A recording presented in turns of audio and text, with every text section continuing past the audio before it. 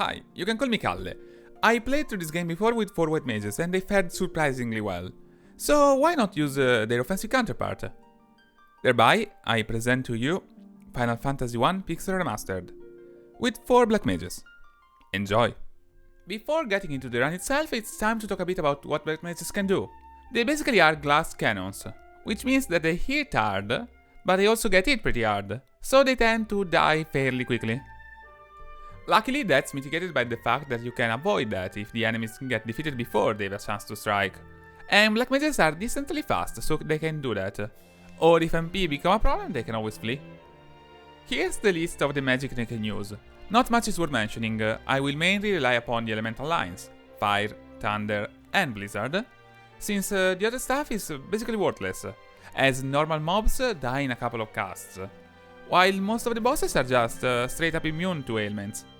An exception is to be made for Haste and Temper.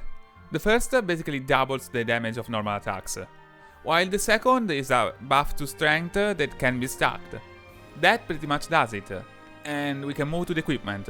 There's not much to say here as well.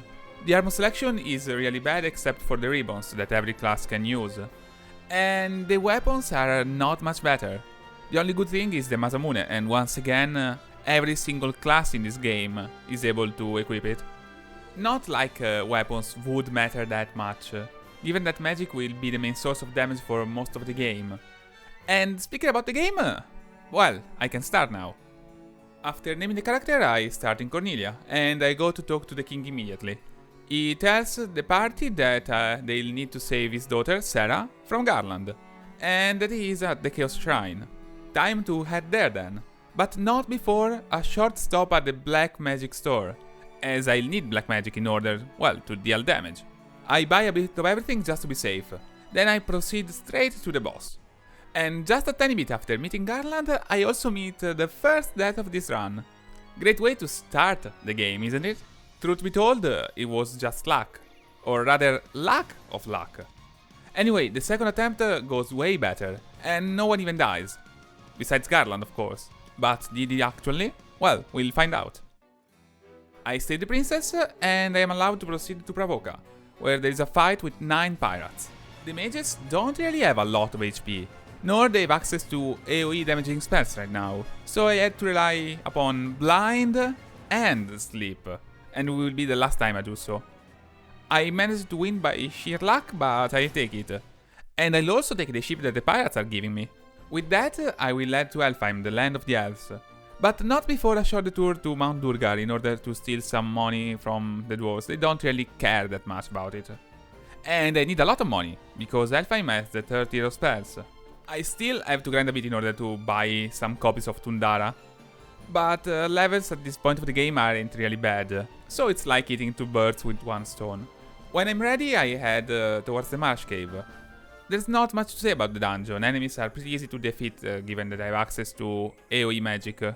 And the same can be said for what basically is the boss of this dungeon, the Pisco Demons.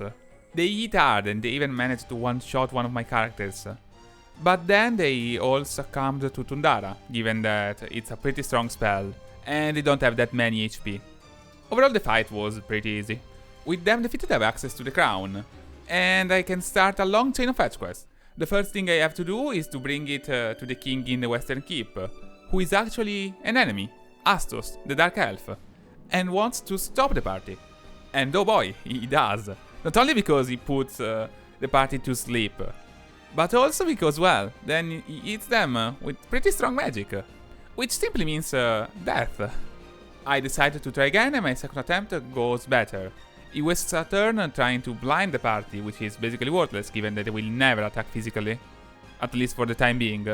That was more than enough to allow me to get some more damage in and win the fight. But just barely, because, well, I forgot to heal before starting it. Anyway, with Astos down I get the Crystal Eye, which Matoya needs to see again. So I bring it to her, and I am rewarded with the Jol Tonic that the Elven Prince needs in order to wake up from a magic-induced slumber. Waking him up nets the party the Mystic Key, which in turn allows to open some locked chests, like those in Cornelia, where I will also find the Nitro Powder.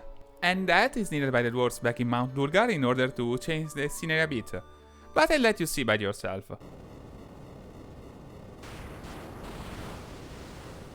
Now a new path is finally open, and I can go to Melmond, where I will sell some useless stuff and get better magic. More specifically, Firaga. With this newfound power, I can face the Cavern of Earth. At least the first part. Normal encounters are kind of an issue, but I managed through and I reached the vampire. He doesn't really put up much of a fight, especially because he's weak to fire, and despite being down of 2 party members, I win with ease. And now, it's time for some more fetch quests. Defeating the vampire lets me open the chest behind him. That contains a star ruby, which I will need to bring to a giant in a cave nearby in order to have him move out of the way. This will allow me to have access to another cave, where a sage lives. And this sage will give me the earth rod, which is not even a weapon I can use, but a key item I need in order to access the deepest recesses of the Cavern of Earth, where the earth crystal lies. Guarding the crystal, or rather trying to stop the party from reaching the crystal, we have Lich, the Fiend of Earth. So I'll simply have to fight him. Lich is considered to be the first actually tough boss of the game, and he shows his worth. With a single spell, he manages to KO 3 out of 4 members of my party. That's also because, well, they are glass cannons, as I told you before, so they tend to die fairly quickly. But truth be told, the damage that Lich can dish out is kinda insane. I decided to try again, especially because my own party can deal a lot of damage, since Lich is also weak to fire. As long as he doesn't cast his strong spells, I should be fine and defeat him fairly quickly. And that's exactly what happens, sometimes the best defense is a good offense. With Lich down, the party can finally gain the power of the Earth Crystal and move on. But I might see him again in the future. Or, well, the past. For now, it's time to move on and go to Crescent Lake, where I will admire some spells that are too expensive for me to buy, and I'll gain access to the canoe. And that opens up 2 different dungeons, Mount Gulg and the Cavern of Ice. And the choice is obvious. Marilith scares me a lot, so I decided to take the easier path first. Not much to say about this dungeon, the encounters are mostly easy, and the boss, Evil Eye, is also a joke. The fight goes by extremely quickly, as it cannot really do much to the party, and I can just focus on attacking it until it's dead. Despite being so weak, this enemy protected a very important item, the Levistone, which gives access to the airship, and this means that unfortunately for Marilith our date will have to wait a tad bit more, given that I need to get even stronger before being able to confront her. The first place I visit is the Citadel of Trials, which if you know about the game has the Rat Tail, an item that you need in order to promote your character to a stronger class. I don't need that, but I need other stuff that's in there. More specifically the healing staff and the gauntlets. They are equipment that have an effect when used as an item in battle. The healing staff casts heal, and the gauntlets Tundara, which is good to deal with stuff without wasting MP. Oh yeah, I also grabbed the Rat Tail just to make a statement. And then defeat the mini-bosses, which was an extremely easy fight. They are undead and weak to fire, so I just blast them with the strongest 5 spells I have, and they burn to a crisp. The second stop is the Waterfall Cave. It has a key item that will be important later. But for now, what I care about are Moni, the Defender, a sword that raises evasion when used as an item in battle, and the first of the 3 ribbons, which makes a character immune to such ailments and halve all kinds of elemental damage. After leaving the Waterfall Cave, I make one last stop in Gaia, where I buy 2 copies of Blizzaga. Unfortunately, I cannot afford more, as money is still kinda tight for the time being. There's not much more I can do now, so I finally have to fight Marilith. Even if I should be more than ready, I'm still kinda scared because the mages have really low HP, and the second fiend, it's really hard. But unfortunately I cannot run away forever, so time for the fight itself. Well, I should talk about Mount Gulg a bit, but it's just a pretty easy dungeon. You just need to walk through the lava for a tiny bit and you'll reach the chamber where the crystal is. And with the crystal obviously comes Marilith. The fight doesn't start well. She immediately downs 1 party member. And I forgot to mention this, but even if she's the Fire Fiend, she's not weak to ice. She just resists both lightning and fire. This game is kinda weird at times. Anyway, I decided to be cautious and put my bulkiest mage, the one equipped with the ribbon as well, in the last spot, so they can get it less often. I also buffed their evasion with the defender, and this is enough to have them outlive Marilith and defeat the Fiend, even if all the other characters died. It was a pretty scary fight after all, but it's done now and the Nota Crystal is finally free. What I need to do now is go for the third one, which is located at the Sunken Shrine. But it's not that easy. Time for some more fetch quests. I need to buy a fairy in a bottle in Caravan, then free her in Gaia, and she will reward the party with the Oxy Ale, a key item that is needed in order to fix or use the submarine, which is what the party needs in order to reach the Sunken Shrine. With this, the fetch quests are almost over. Almost, but not yet, unfortunately. It's an old game and there is a lot of stuff to pad it a tiny bit and make it longer. Anyway, back to the Sunken Shrine. There's a lot of good stuff in here. Namely, the second ribbon, and say hi to that guy there. I don't know why it's there, you can simply avoid it. The giant's gloves, and a light axe. These last two items are in trap chests.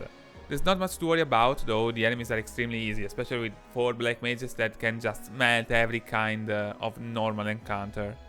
Oh, and I'm not going to explain what they do, because they'll come up later and there's gonna be a better time to do so. Now it's time to focus on the Water Fiend, Kraken. He hits even harder than Marilith, and my black mages, despite being at the same level as my white mages were, have half of their HP. You can tell that, well, it's kind of a problem. On my first attempt, I employ an approach similar to what I did with Marilith. Focus on a single character, buff them defensively, and hope that they can survive enough to defeat the Fiend. Kraken even wastes turns using ink, which is completely worthless against the party as they only use spells. But that advantage is still not enough, and one by one the characters simply go down. Yeah, even the buffed one couldn't really stand a chance. As is tradition at this point, I immediately try again, this time going for a more attack-focused approach. I simply spam the strongest thunder spells I have, as is weak to it. And apparently, it works out. Way even too well, I might add. I only lose a single character in the process of defeating the Fiend. But who am I to complain? The party is on a quest to save the world. And well, doesn't matter how they win as long as they do.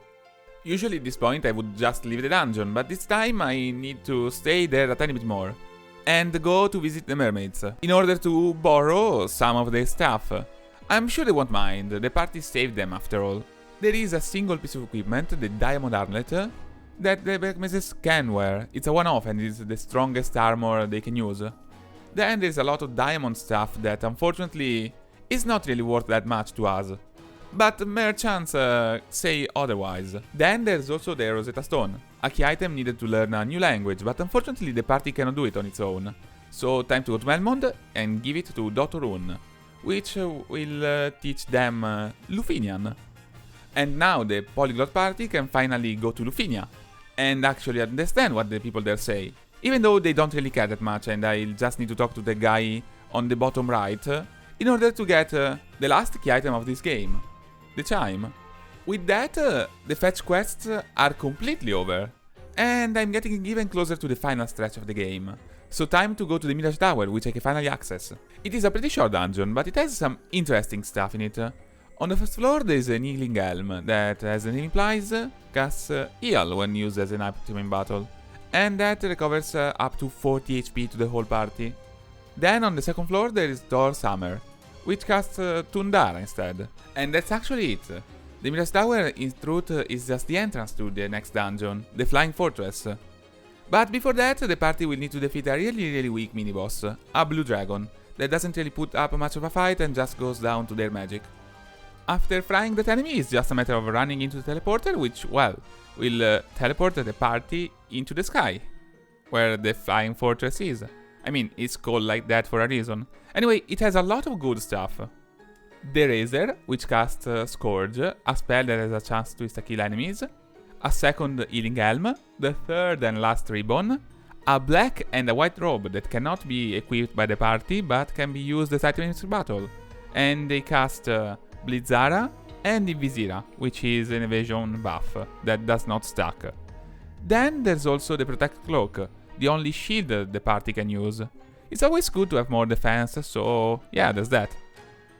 After racking up so many good items, though, it's finally time to fight the last fiend, Tiamat. She resists all elements, but she can technically be killed with Scourge, so I decided it's worth a shot. Tiamat, it's really hard, but the ribbons help mitigating the damage, and I can finally heal with all the items I got. So survivability isn't much of an issue, even if a party member gets down pretty much immediately, and obviously it's the one without the ribbon. They help a lot, after all. I guess it's also a good time to mention that the party is kind of overleveled, with an average of around 29. I didn't really grind, it's just that defeating normal enemies is extremely easy and safer than trying to escape, so I just gained a lot of experience. For comparison, the white mages defeated Tiamat at around level 22, and also they had as much HP, if not even more, than what my party has now. Anyway, you have been seeing that the strategy of instant killing Tiamat isn't really working out. The chance is really low after all. To avoid the loss, I changed my plans a bit and used the old and reliable Giant's Gloves, in order to buff one of the remaining black mages and have them, well, just hit really hard. In the end, it was a bit tighter than I expected, but I managed to snag a victory, and the last fiend goes down, which also means that the last crystal is free, and now all I need to do is kill Chaos. So time to head where it all began, and where all will end, the Chaos Shrine. Here, the party will use the power of the crystals to travel 2000 years back into the past, and reach the origin of all the troubles the world is currently facing. But it won't be so easy, and after a mini-boss that seems to invalidate what I just said, the Death Eye, they'll need to face the 4 fiends again, or for the first time. But now, or then, they are stronger than before, than they will be. Time travel is truly a mess. The order is going to be the same. First comes Leech, who can cast even stronger spells, but is also still weak to fire, so it shouldn't really be much trouble. Or so I thought, but I was wrong. He can cast Flare, and that alone can almost wipe the party, except for that one member that had an exceptionally high HP growth. Unfortunately, one member alone is not enough to survive, and the battle is basically over. I simply cannot afford to let the fight proceed for long, and I just need to pray that I can deal enough damage before the Leech decides to use the strongest spell in the game. Moreover, I wasn't just wrong about him being easy, but also his weakness to fire. He's just weak to the Dia line now, so I have the party cast the higher tier of spells and use the light axe, since they deal a tad bit more damage. That small increase, coupled with some better luck, was enough, and I managed to win basically unscathed. Now, before the second rematch against Marilith, I snag another Protect Cloak from a chest. Can't really complain about more defense. Then it's time for the fight against the Fire Fiend. She now resists all elements, and can also use Firaga. But the magic isn't too much of a problem because of the ribbons. What is a problem are the physical attacks, and that's why I try to buff the party's evasion with the Visira, then follow a strategy that you saw a couple of times before. I try to survive some turns while I buff a single party member, through haste, Giant's Gloves, and stuff like that, in order to have them deal an insane amount of damage with a physical attack of their own. An eye for an eye. It works, and even if a couple of party members go down, Marilith does as well. Given that I need to heal, it's also a good time to mention that I stocked up on healing items. Money isn't a problem anymore, and I prefer to be safe than sorry. Time to move on to the Water Fiend, Kraken. Like the other fiends, is stronger and loses his weakness, in this case to lightning. It's pretty similar to Marilith, as the only real issue are the extremely hard-hitting physical attacks. He can also cast Tundara and likes to use Ink, which causes blind, but is useless against our party. This fight goes exactly like the fight against him at the Sunken Shrine. I try to play defensively a couple of times, but I keep losing as the characters get downed one by one by his tentacles. It seems that against him the best defense is a strong offense, so in my fourth attempt I just forgo safety, ignore the health of the party, and cast the strongest spells I have. It works out and Kraken loses the fight, even if I won't deny that I've been a bit lucky with his attacks. The end is getting even closer, but it's time for one last detour before proceeding deeper into the shrine. I need to get the Masamune, the strongest weapon in the game. A weapon that can be used by every single class, and is basically needed to beat Chaos. You'll soon see its power against Tiamat, the last fiend. As per usual, she's stronger than before, and once again the only thing I need to worry about are the physical attacks. But this time the fight won't last that long. I just need to buff the character holding the sword, hope that they don't die, and then make short work of the enemy. Luckily that's exactly how it goes. After haste and some uses of the Giant's Gloves, a single strike deals up to 1700 points of damage. And in a few turns, Tiamat is defeated. With the last pin down, it's time for the moment of truth and to face Garland, who wasn't actually dead and will turn into chaos. The plot of this game is so simple but so cool. Anyway, time for the fight. Chaos, especially in this version, is way stronger than what the party had to deal with up until now. Even the 4 pins cannot really compare. And it shows that immediately. His spells are powerful. The weakest one deals at least 100 HP of damage to the party, and that's after being halved by the ribbons. He can also heal with Kuraga, and a single physical attack just means death, especially after he uses haste on himself. As things stand right now, the party simply cannot survive for long enough. I'll need more HP, which means more levels. But I do have a plan. I need to get out from the Chaos Shrine, return to the present, and go to the lake above Lufinia, where there are some enemies, the Tyrannosaurus, that can drop the Giant's Tonic, an item that increases a character's HP by 200 for a battle, and it is exactly what I need. They don't spawn that frequently, but I thought it wouldn't have taken that long to get a couple of drops. Well, as if I wasn't ever proven wrong before, I single-handedly caused the extinction of those poor reptiles, and yet not a single tonic dropped. The party gained so much experience that they reached level 47, and they were in their early 30s when I started. The plan wasn't to grind that much, and I don't really like relying on grinding to win a fight. At this point I decided to check the caravan out of desperation. From my research, it seemed like they would have not sold those items in this version of the game. But apparently my sources were wrong, and I wasted a lot of time for nothing. Since the Giant Tonics, as well as other stuff, are indeed there. Anyway, no point crying over spilled milk, so I just buy 20 of each item and move on. There's still some grind I have to do, and this time I'm certain that there's no other way of getting what I want. I only have a couple of elixirs and 1 X potion, which won't be enough for the chaos fight, probably at least. If you are thinking about the puzzle 15 minigame, in this version of the game is not really an option. There's no reward for completing it.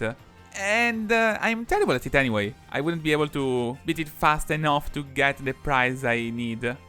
Luckily, the Lesser Tigers, a pretty frequent enemy in the cave where I gave the Star Ruby to the Giant, drop X potions.